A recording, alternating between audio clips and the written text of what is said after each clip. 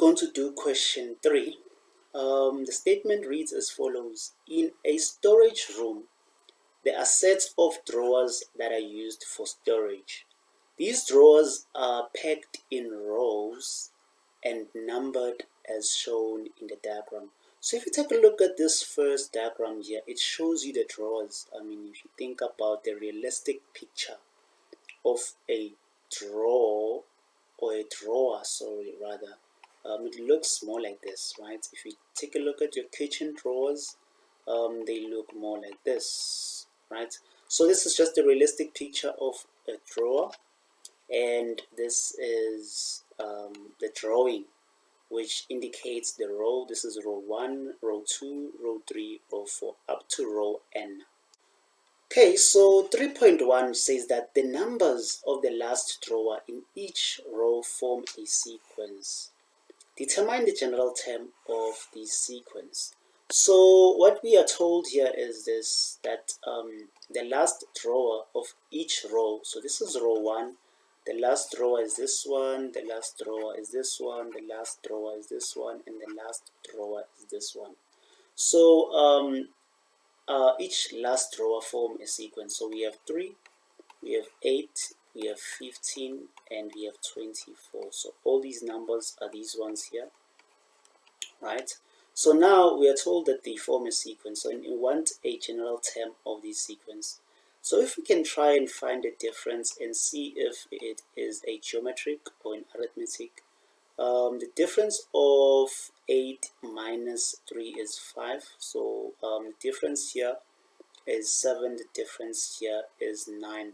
So definitely not an arithmetic sequence, but it looks more like a quadratic sequence, right? Because the second difference is constant, it's going to be 2, right? So to find the general term of this, so now we know it's a quadratic sequence. To find the general term, so we're going to say 2a is equals to the second difference, which is 2, and then we divide 2 both sides, so our a value is equals to 1.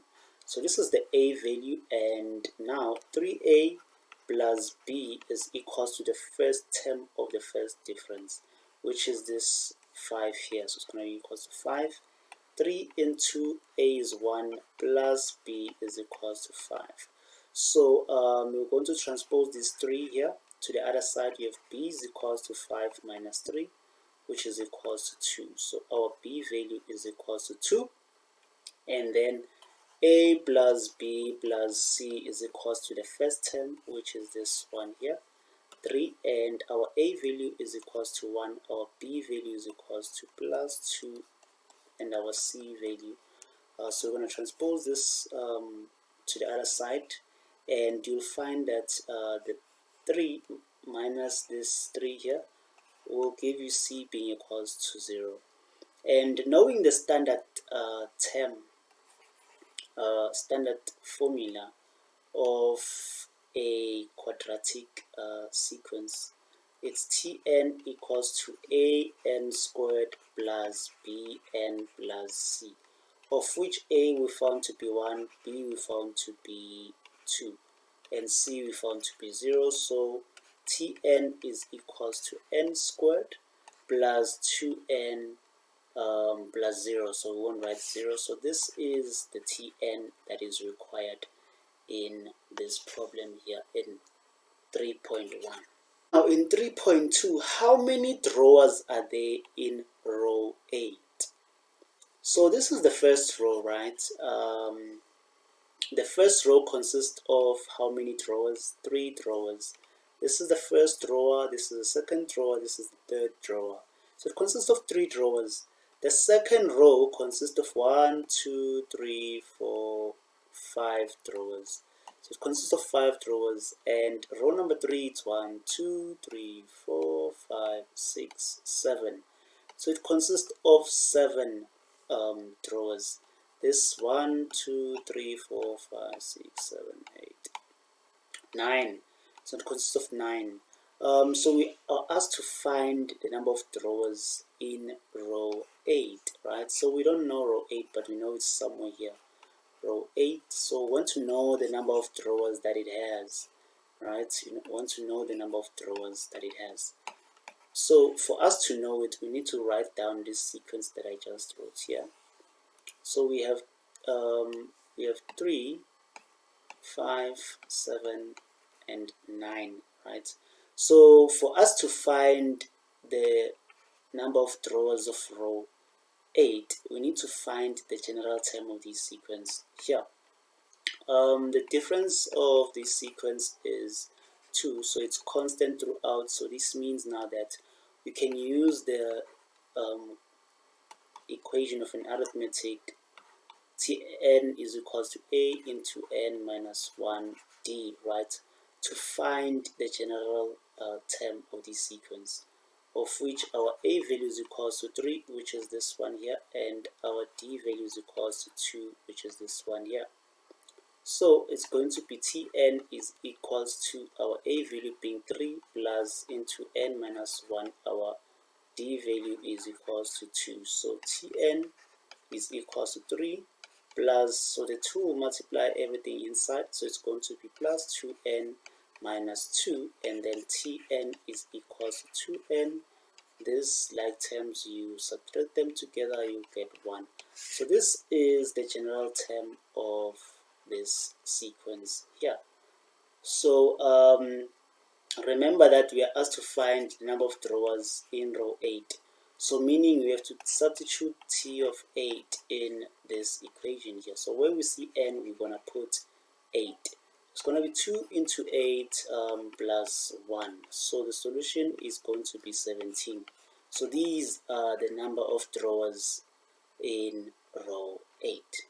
3.3, the manager bought 255 handles for the drawers. Determine how many complete rows will have handlers, right? So we know that the total number of handlers are, so it's total number of handles, sorry, not handlers.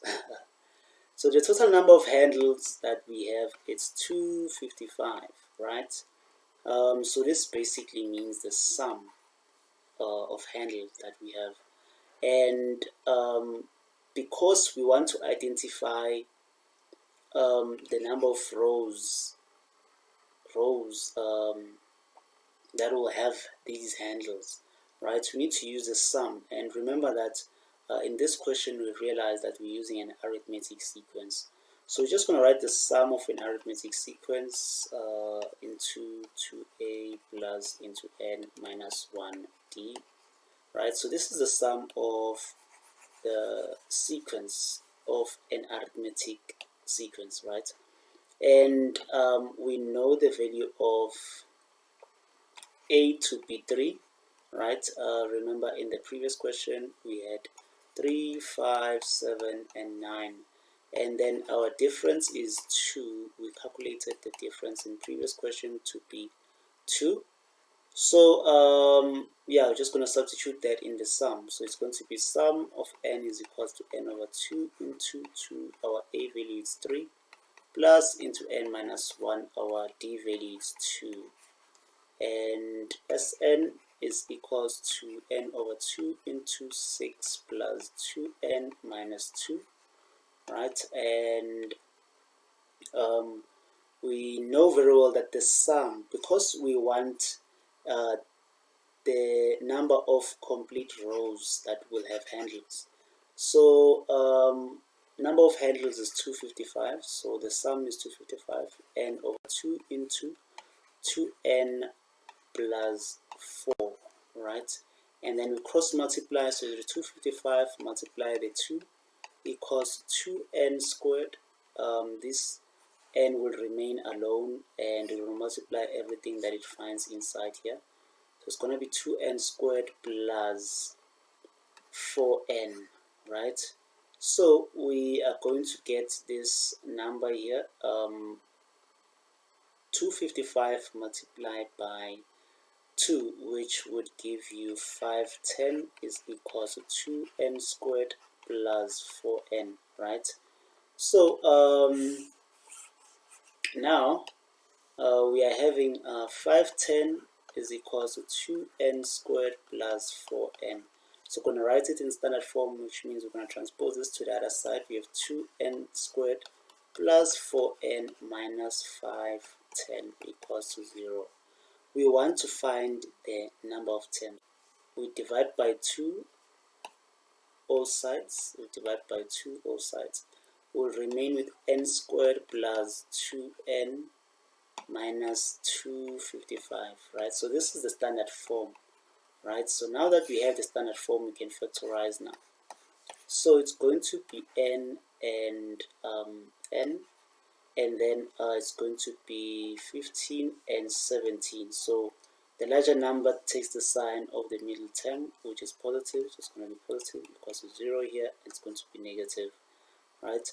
And then n is equals to 15, or n is equals to minus 17. So n cannot be equals to a negative number. So this makes it the solution of n, which is equals to 15.